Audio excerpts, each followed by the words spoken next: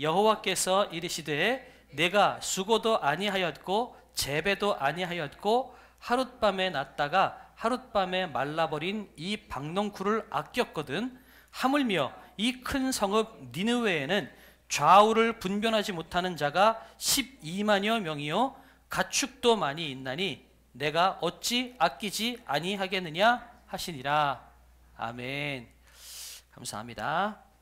오늘 본문 주제는요, 내가 어찌 아끼지 않겠느냐입니다. 따라해 주시겠어요? 내가 어찌 아끼지 않겠느냐. 시작. 내가 어찌 아끼지 않겠느냐.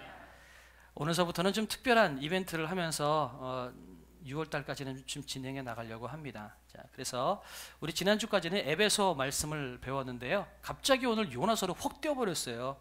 오늘 원래는 정상적으로 가면 에베소서 6장을 했어야 되는데, 그래서 6장을 수요 예배 때 제가 이렇게 대충 마무리를 하고 넘겼고요.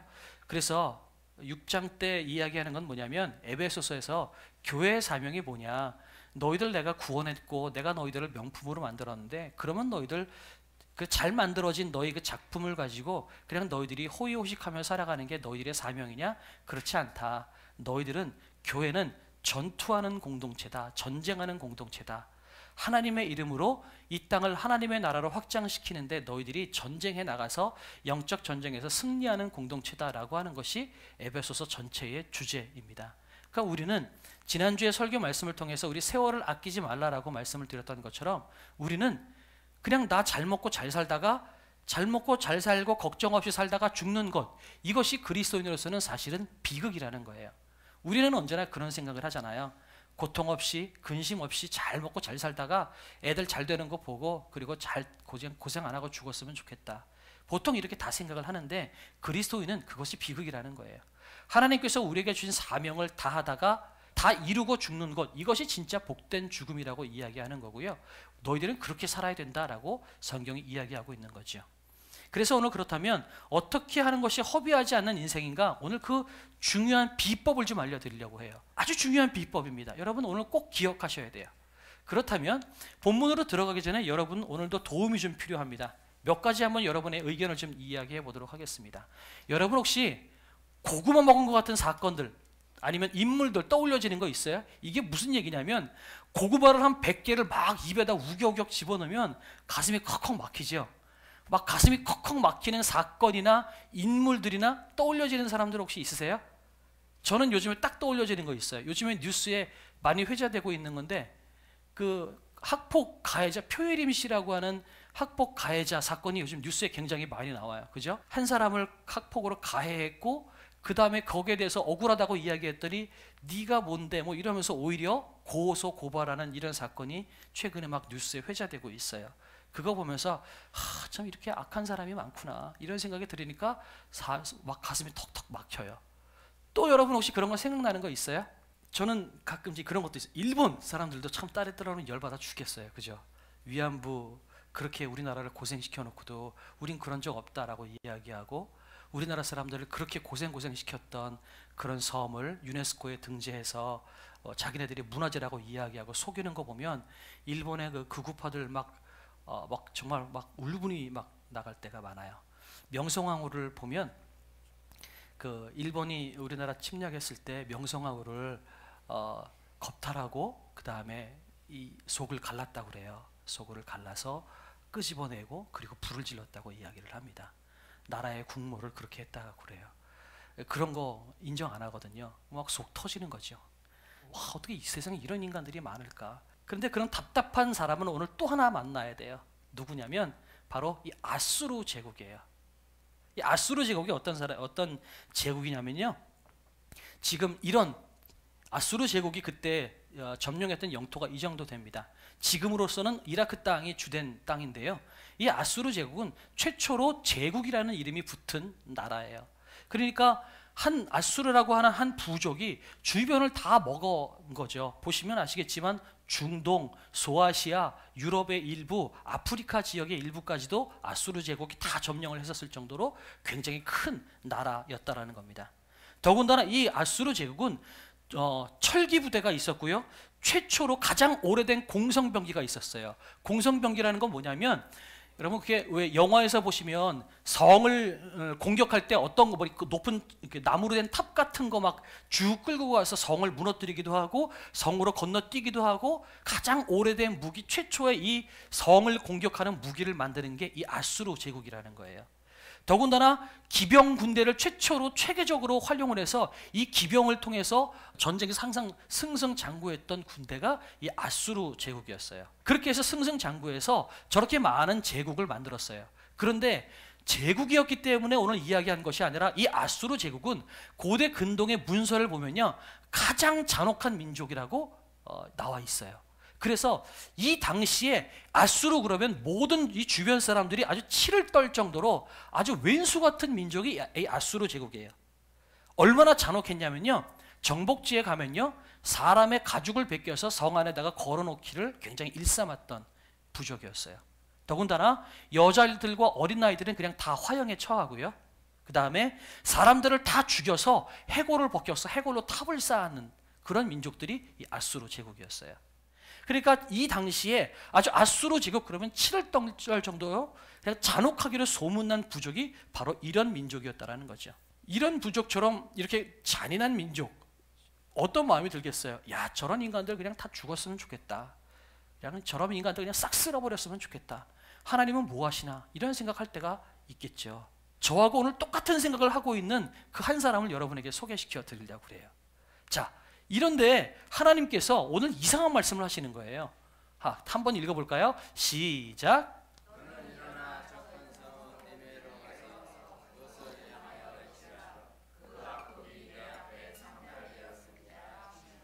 그 아수르의 수도가 니느웨예요. 그러니까 오늘 하나님께서 니느웨로 가라라고 하는 것은 조금 전에 제가 보았던 저 악독하기로 소문난 저 아수르 제국, 주변에 있는 모든 민족들이 치를 떠는 저 제국을 향하여서 저 나라로 들어가서 뭐 얘기하라는 거예요? 복음을 전하라는 얘기예요.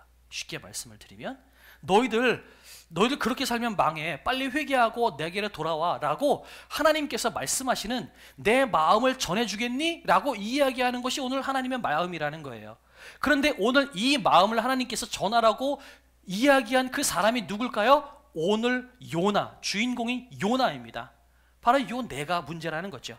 자, 1절 같이 한번 읽어볼까요? 시작. 여호와의 말씀이 아미떼의 아들 요나에게 임하니라 이르시되. 저 아미떼의 아들이라고 되어 있는데요, 저 아미떼라는 뜻은 여러분 진리라는 뜻이에요. 그러니까 진리의 아들 요나라는 뜻이거든요. 그렇다면 저 요나는 우리가 많은 그 자료들을 수집해서 우리가 추측할 수 있는 것은 뭐냐면요, 요나 집안은 쉽게 말씀드리면 아주 극보수적인 율법주의 집안인 거예요. 진리의 아들인 거예요. 그러니까 누구보다도 진리를 수호하고 진리를 지키고 보수적인 집안, 누구보다도 말씀을 철저히 지키는 집안이 바로 저 아미떼의 아들 요나의 집안이라는 거예요. 그래서 그 진리를 지키지 않는 사람들을 누구보다도 증오하고 경멸하는 집안이 바로 이 아미떼의 아들 요나의 집안이라는 거예요. 그러니까 극과 극인 거죠. 그렇게 진리를 수호하는데 진심인 그 집안에 하필 그 요나에게 하나님께서 복음을 전하라는 거예요. 이 말이 되는 거예요?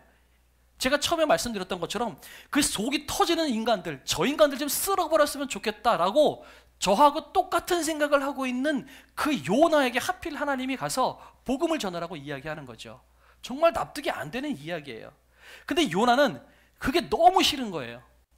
너무 싫어서 성경에는 굳이 나오지 않지만 이렇게 이야기하는 거예요. 아니 하나님, 왜 하필 저예요?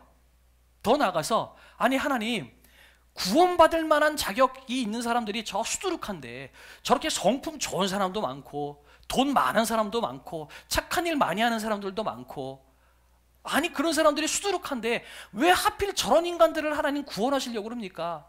왜 하필 저런 애들이에요? 그렇게 생각하고 있는 거예요. 왜 하필 아수르입니까? 왜 하필 아수르입니까? 정말 지긋지긋한데 듣기만 해도 그냥 치가 떨려지는 저런 민족을 왜 하나님 구하시려고 합니까? 그러면서 이야기하는 거예요. 나 못하겠습니다. 하나님 나 못하겠습니다. 조금 격하게 나가볼까요? 하나님 내가 진리를 지키고 살지 않습니까?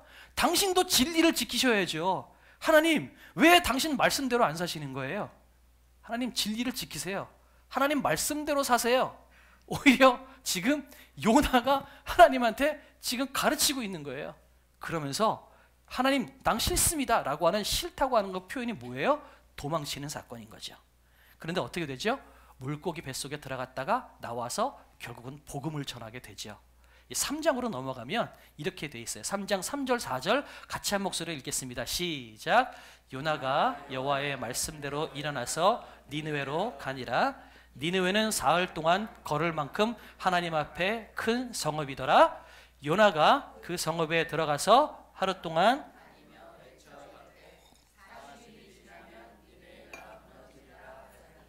네, 아멘.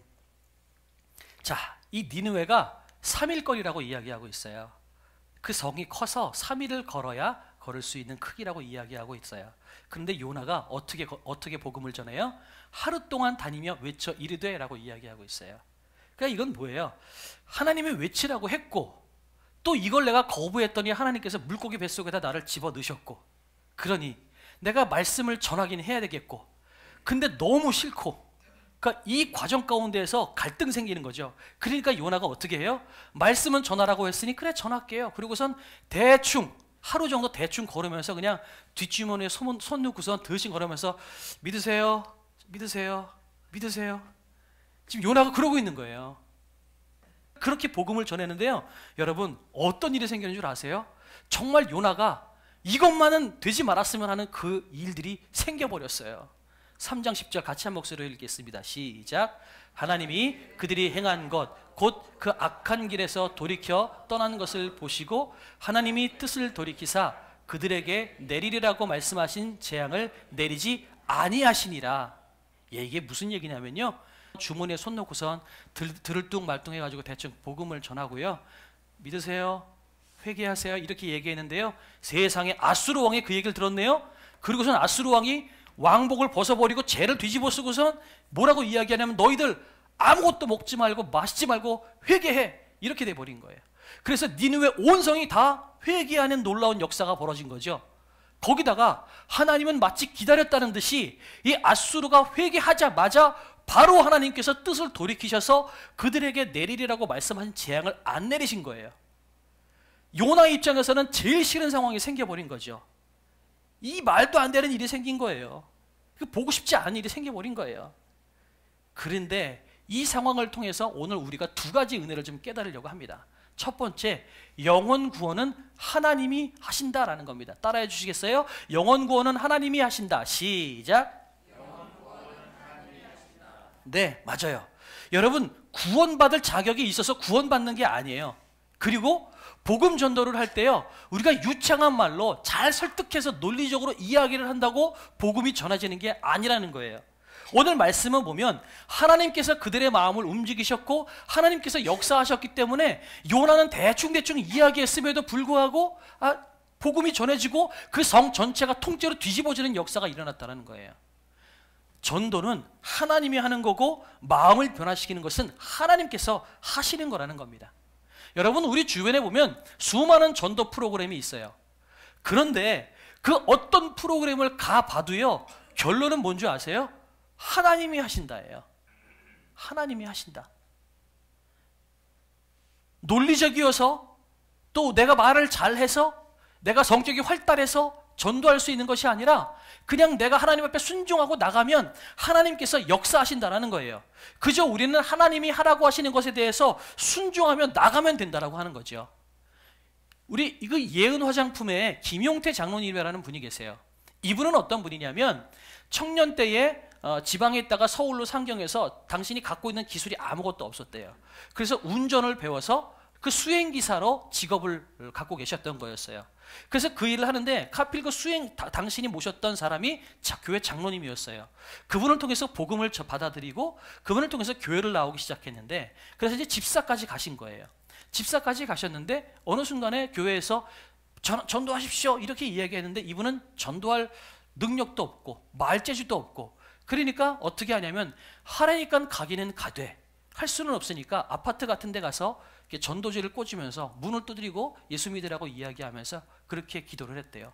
문을 두드리면서 속으로는 아무도 나오지 말아라, 아무도 없어라, 이렇게 기도했대요.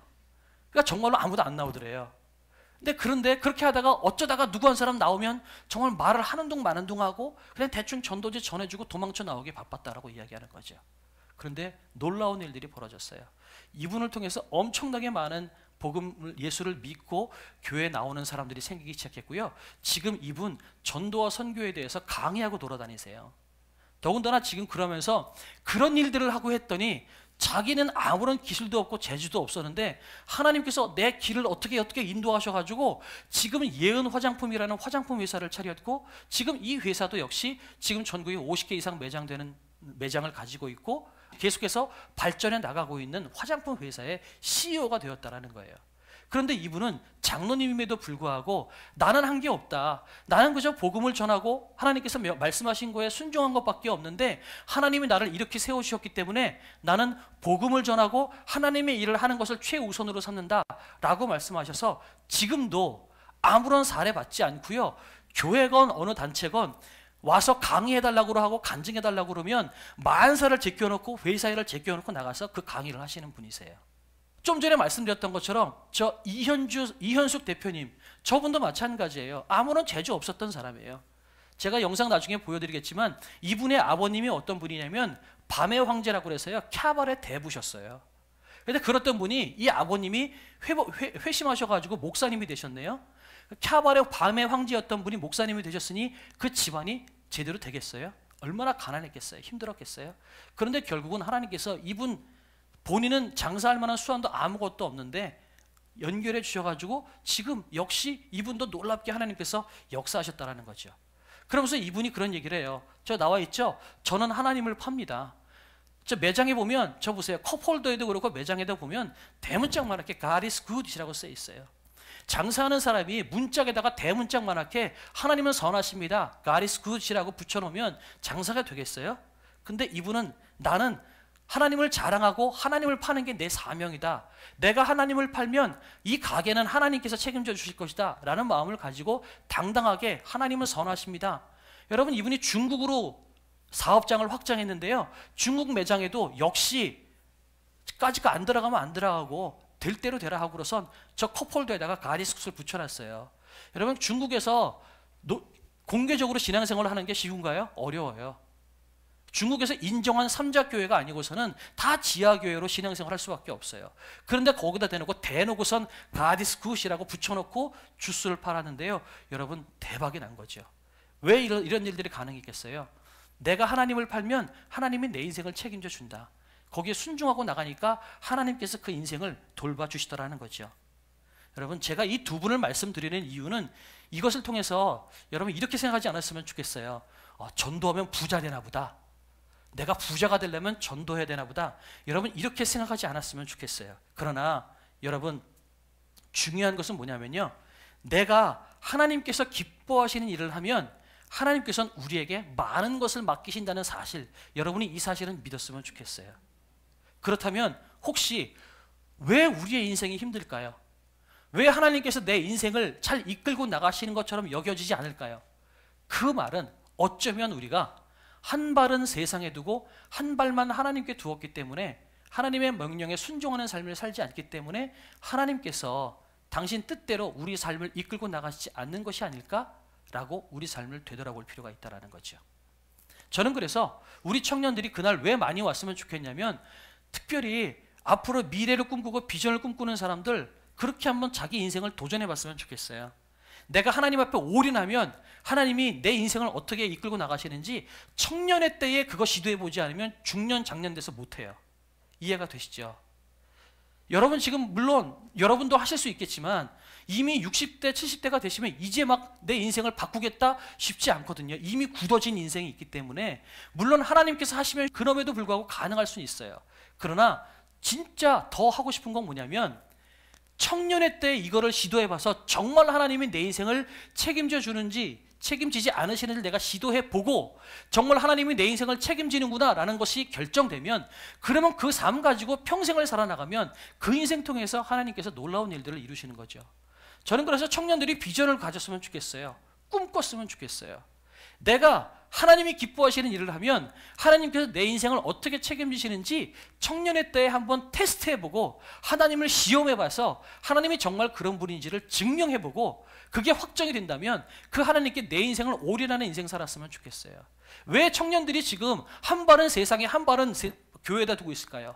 왜 청년들이 지금 교회 안 나오고 있을까요? 그걸 모르니까 그러는 거죠. 그러니 세상이 이렇게 여러분 어두워지고 망가져가는 것 아닐까요? 저는 그래서 하나님을 믿는 청년들이 일어났으면 좋겠어요. 우리가 순종하며 전하기만 하면 열매는 하나님이 맺으세요. 우리가 전도하다 보면 거절당하거든요. 거절당하는 거 당연한 거예요. 왜냐하면 그들에게는 믿음이 없어요. 은혜가 없거든요. 그러니 거절하는 건 당연한 거죠. 그러니 우리는 거절당하는 게 두려워서 안전한다? 괜찮아요. 그러더라도 나는 순종하며 내가 나아가면 열매 맺는 건 하나님이 하신다는 거예요. 그래서 전도할 때마다 이런 사람들이 이런 얘기를 해요. 나가면 있고 안 나가면 없습니다. 이런 얘기를 해요. 내가 전도하면 전도지를 돌리면 나는 거절당해요. 다 버리는 것 같아요. 그런데 그 중에서 마음을 바꾸시고 열매 맺게 하시는 것은 하나님이시라는 거예요. 우리가 안 움직이면 이 교회는 차고 넘치지 않아요. 우리가 어떻게 갑절의 역사를 달라고 기도해요? 하나님께서 믿는 사람들을 보내주십시오. 내가 안 움직이는데 어떻게 하겠어요? 하나님께서 우리에게 믿는 사람들을 보내주시려고 준비하고 계시다면 그 다음엔 하나님께서 우리에게 말씀하시는 거예요. 너희가 나가서 그 일을 해라. 그러면 너희가 하는 그 일들을 통해서 열매 맺는 건 내가 하겠다라고 말씀하고 계시는 거예요. 그래서 여러분, 하나님이 기뻐하시는 일을 하면 하나님께서 많은 것으로 맡기십니다. 이 사실을 믿었으면 좋겠어요. 혹시 여러분이 가진 것 가운데 많은 것이 없다라고 여겨주세요? 여러분, 그것은 여러분이 하나님이 기뻐하시는 일을 하지 않았기 때문일 수도 있다는 거죠. 여러분의 삶을 한번 생각해 보세요. 여러분이 여러분의 인생을 하나님께 온전히 다 던지셨습니까? 올인하셨습니까? 아니면 한 발만 여러분 하나님 앞에다 두고 일주일 중에 주일날 하루만 성경책 들고 나오면서 그날만 크리스찬이고 나머지 월요일부터 토요일까지는 세상 사람들하고 똑같이 살았다라는 삶을 혹시 여러분 살지 않았나요? 똑같이 상사 욕하고 똑같이 술 먹고 다니고 똑같이 사람 사는 거하고 똑같이 살고 나서 사람들이 너도 교회 다녔었어? 혹시 여러 사람들이 여러분 보고서 그렇게 이야기하지 않나요? 나 너 교회 다니지 몰랐네? 여러분, 그렇게 사람들이 여러분을 보게 한다면 하나님께서 여러분을 어떻게 쓰시겠어요?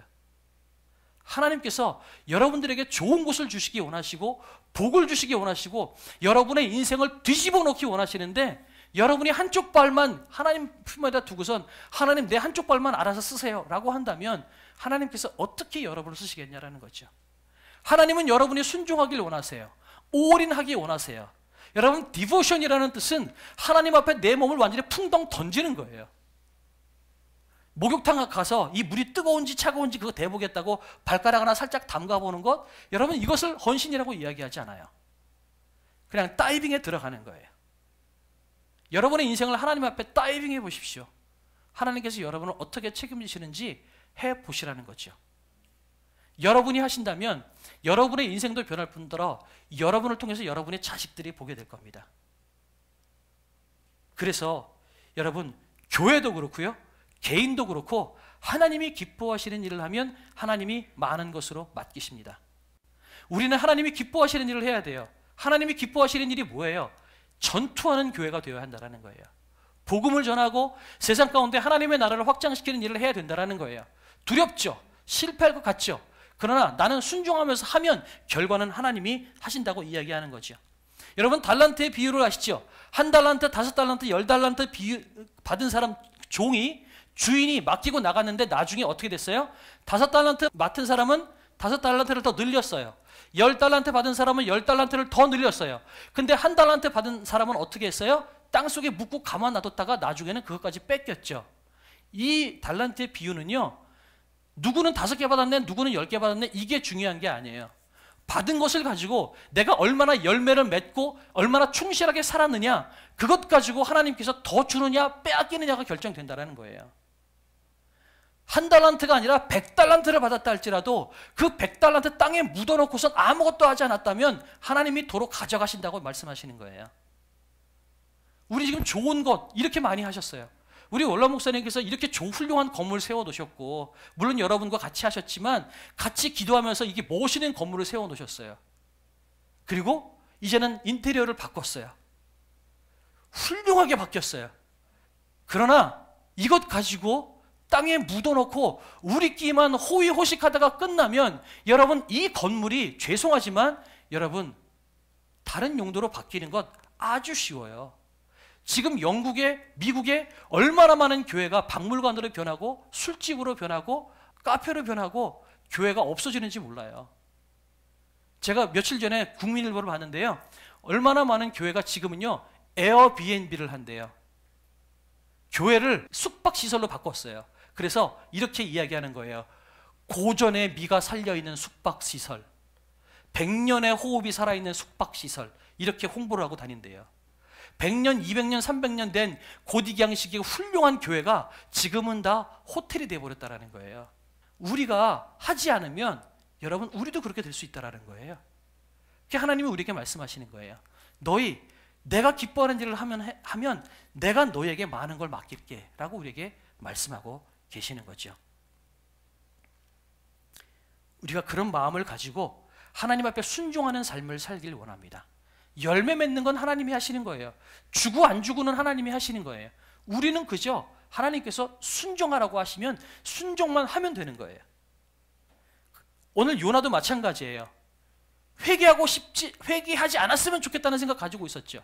그런데 요나가 대충 이야기했음에도 불구하고 하나님이 그 아수르의 왕을 변화시키고 백성들의 마음을 변화시켜서 온 땅이 회개하는 역사가 일어난 거예요. 성의 없이 이야기했는데도 불구하고. 그런데 이 사실을 보고 나니까 요나가 열이 받았어요. 얼마나 열받은지 한번 볼까요? 요나가 4장 1절부터 3절까지인데요. 요나가 매우 싫어하고 성내며 여호와께 기도하여 이르되 여호와여, 내가 고국에 있을 때 이러하겠다고 말씀하지 아니하였나이까? 그러므로 내가 빨리 다시스로 도망하였사오니 주께서는 은혜로우시며 자비로우시며 노하기를 더디하시며 인애가 크시사 뜻을 돌이켜 재앙을 내리지 아니하시는 하나님이신 줄을 내가 알았음이니이다. 여호와여, 원하건대 이제 내 생명을 거두어 가소서. 사는 것보다 주는 것이 내게 나음이니이다. 이렇게 돼 있어요. 2절 말씀을 한번 가만히 보면요, 중간에 보면 이렇게 돼 있죠. 여호와여, 당신은 은혜로우시며 자비로우시며 노하기를 더디하시며 인애가 크시사 뜻을 돌이켜 재앙을 내리지 아니하시는 하나님이십니다. 이렇게 고백했죠. 이 말씀만 보면 되게 요나가 은혜로운 이야기를 하고 있잖아요. 제가 이걸 감정을 실어서 얘기할게요. 제가 바꿔볼게요. 하나님, 내 이럴 줄 알았어. 내가 당신이 나한테 복음 전하라고 할 때서부터 내가 이 사람들 바꿀 거 내가 알고 있었어. 내가 그거 알아가지고 내가 다시스로 도망갈 테니까. 당신은 은혜로운 분이기 때문에 복음 전하면 당신 저 사람들 구원할 거 내가 알고 있었기 때문에 내가 그 꼴 보기 싫어서 도망갔다니까. 근데 결국 나를 끌고 가서 나를 이 지경을 만들어? 아우 하나님, 차라리 저 인간들 구원받는 걸 보느니 나를 차라리 죽여주세요. 내가 죽는 게 낫지 쟤네들 구원받는 건 내가 못 보겠어요. 두 눈에 흙이 들어가기 전까지는 쟤네들 회개하는 걸 못 보겠어요. 이거예요. 요나가 열이 받았어요. 그때 하나님께서 하신 말씀이 오늘의 본문이에요. 얘야, 내가 이 수풀도 농풀도 내가 아끼는데 하물며 쟤네들 내가 아끼지 않겠느냐? 이렇게 말씀하시는 거예요. 우리는요, 처음에 제가 얘기했던 것처럼 아주 왼수 같은 인간들 보면 저런 인간들은 지옥에 안 떨어지고 뭐하나 이런 마음이 들거든요. 그런데 하나님은 그들도 사랑한다고 말씀하시는 거예요. 이게 하나님의 마음인 거예요. 부모에게요, 10손가락 깨물어서 안 아픈 손가락이 어디 있겠어요? 우리는 일본 놈들이 싫고요. 우리는 저랑 같은 손 갖고 계신 그분이 싫고요. 여러분, 우리는 싫은 인간들이 한둘이 아니에요. 그런데요, 하나님은 그들도 내 자식이다. 나는 그들도 잘 되길 원한다. 이렇게 말씀하시는 거예요. 우리는요, 형제나 친척끼리도요, 서로 비교하고 사촌이 땅을 사면 배가 아파요. 이거는 지극히 자연스러운 현상이에요. 그러면서 쟤는 못됐어요. 쟤는 못생겼어요. 이렇게 이야기하죠. 그런데 부모에게는요, 다 똑같은 사랑스러운 자식이라는 거예요. 탈무드에 이런 얘기가 있어요. 아말렉 족속하고 모세와 이스라엘 백성들이 전투를 했대요. 하늘에서 천사들하고 믿음의 조상들이 막 응원을 하는 거예요. 모세 이겨라, 모세 이겨라, 막 싸우고 있는데 나중에는 어떻게 돼요? 모세와 이스라엘 백성들이 아말렉 군사를 쳐부시고 아말렉 군사들이 졌어요. 모세가 이겼어요. 그러니까 하늘에 있는 천사들하고 그 믿음의 선배들이 와, 모세 이겼다, 모세 이겼다 그러고 막 기뻐하고 환호하고 있는데 그때 천사가 뒤돌아보니까 하나님이 안 보이더래요. 그래서 천사가 하나님을 찾아봤더니 하나님이 저 귀퉁이에 계시더래요. 이렇게 울고 계시더래요. 그래서 천사가 하나님께 물었어요. 하나님, 모세가 이겼어요. 왜 이렇게 슬퍼하세요? 그랬더니 하나님이 말씀하시더래요. 쟤네들도 내 자녀다. 그게 하나님의 마음이라는 거죠. 우리는 왼수 같은 사람이 있어요. 하나님, 저는 속 터져 죽겠어요. 좀 성품이 좋은 사람을 구원하시고, 좀 돈 많은 사람 구원하시고, 착한 일 많이 하는 사람 구원하시고, 교회 열심히 나오는 사람 구원하시고, 좀 그런 사람들을 구원해야지. 하나님, 저 못된 놈들, 양심이 화인바진 같은 저 인간들은 다 좀 지옥 보내시면 좋겠어요. 이게 우리의 심정인데 하나님은 그렇지 않은 거예요. 내가 어찌 저들을 죄악 가운데 그냥 두겠느냐? 내가 쟤들이 그렇게 죄악 가운데 죽어가는 걸 어떻게 보겠느냐? 가슴 아파서 못 보겠다. 그러니 내가 너를 보낸다 라고 말씀하시는 거예요. 그래서 하나님은요, 악한 자대로 내가 그들에게 전하기를 원하시는 하나님이라고 말씀하십니다. 여러분, 저 밖에 나가면요, 지금도 아마 마찬가지일 거예요. 날 좋으니까 소풍 간다고 왔다 갔다 하는 사람들 많을 거예요. 아무리 멀쩡하고요, 돈 많고 화려해 보여도요, 잘 사는 것 같아 보여도요, 하나님 떠난 영혼은 죽은 영혼이에요. 하나님은 그 영혼들 때문에 가슴을 움켜쥐시고 아파하시는 것이 하나님이시라는 겁니다. 10명 중에 9명의 자식이 잘 돼도요, 한 명의 자식이 안 풀리면 그것 때문에 가슴 졸이고 아파하는 게 아버지의 마음이죠. 우리가 아무리 신앙생활을 잘해도 저 밖에 여전히 예수 믿지 못하고 저것이 진리이고 잘 사는 것인 양 살아가고 있는 저 사람들 때문에 하나님은 눈물 흘리고 아파하고 계신다는 사실, 여러분 잊지 않았으면 좋겠어요. 우리 집안에 계신 여러분 믿지 않는 가족들 많으시죠? 그분들 고집부리잖아요. 그분들은 당신이 똑똑한 줄 아세요. 하나님은 말씀하세요. 바보라고. 여러분들이 바보같이 보일지 모르지만 하나님은 여러분들에게 나는 걔네들 때문에 아프다, 그렇게 하나님은 말씀하고 계시는 거죠. 그래서 하나님이 오늘 우리에게 말씀하시는 거예요. 니네들이 좀 가주면 안 되겠냐? 니네들이 좀 해주면 안 되겠냐? 쟤네들 마치 개구리를 냄비 속에다 집어넣고 물을 서서히 끓이면 점점 따뜻해지니까 자기들이 물에 익어가서 죽는지도 모르고 따뜻하다고 헤엄치는 것처럼 저 영혼들 하루하루 죽어가는데 그냥 그게 좋다고 살아간다. 거절당해도, 그것이 두려워 보여도 너희들이 좀 가주면 안 되겠냐? 그렇게 하나님께서 우리에게 말씀하십니다. 혹시 여러분 중에 그런 마음 갖고 계신 분 계세요? 하나님, 나는 우리 자식 못 이겨요. 나는 그래서 말 못합니다. 하나님이 말씀하세요.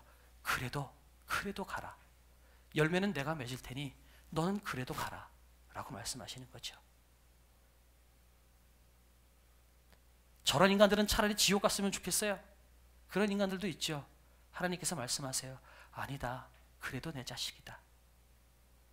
열매 맺는 거는 내가 할 테니 너희는 순종했으면 좋겠다. 갔으면 좋겠다. 너희가 내가 사랑하는 저들에게도 좀 너희가 누리고 있는 그 영원한 생명을 전해주면 안 되겠냐 말씀하십니다. 이것이 교회의 사명이고요. 이것이 하나님의 손에 구원받은 명품으로서 우리가 살아야 될 우리의 사명이라고 이야기하는 것이고요. 하나님께서 생명을 구하는 것을 누구보다 기뻐하세요. 그래서 실제적으로 보면요, 여러분 주변에 전도 열심히 하고 복음 열심히 전하는 사람이 정말 복 많이 받는 사람들을 많이 봐요. 여러분, 우리가 그런 일들을 감당했으면 좋겠어요.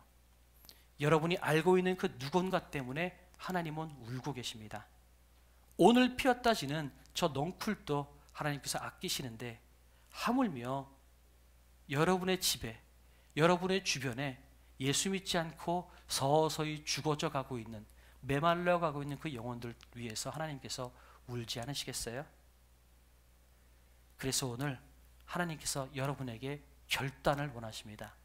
이것이 6월 25일까지 가게 될 행복축제의 첫 시작입니다. 여러분 주보에 보시면요,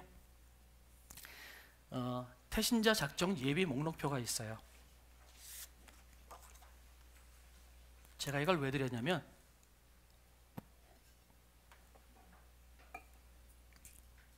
우선 나가기 전에 해야 될 건 뭐냐면 그들을 위해서 기도하는 겁니다. 기도하는 거는 돈도 안 들고 거절당할 염려도 없잖아요. 그죠? 여러분 지금부터 기도하는 마음으로 그 리스트를 보시고서 여러분이 주변에 예수 믿었으면 좋겠다고 하는 사람들의 명단을 쭉 적어보세요. 다 적어보세요. 그리고 그분들을 위해서 제가 이번 주와 다음 주의 방법을 알려드립니다. 오늘은 이 명단에 다 적으시는 거예요. 다 적으시고 그 다음에 적은 명단 중에서 일주일 동안 기도를 하세요. 기도를 하시고 난 다음에 그 중에 여러분 뭐 적게는 한두 명, 많게는 네다섯 명, 여러분 원하시는 대로 기도하시고 난 다음에 이분들은 내가 이번에 작정하고 내가 품고 기도하고 복음을 전해야겠다라고 하는 태신자 작정을 다음 주에 하는 거예요. 이해가 되셨죠? 그래서 오늘은 태신자 작정을 하기 전에 내 주변에 정말 내가 직접 오늘 복음을 전하고 기도하진 않는다 할지라도 내가 정말 품고 이 사람은 구원받았으면 좋겠어 하라고 하는 명단들 생각나는 대로 한번 적어보는 거예요.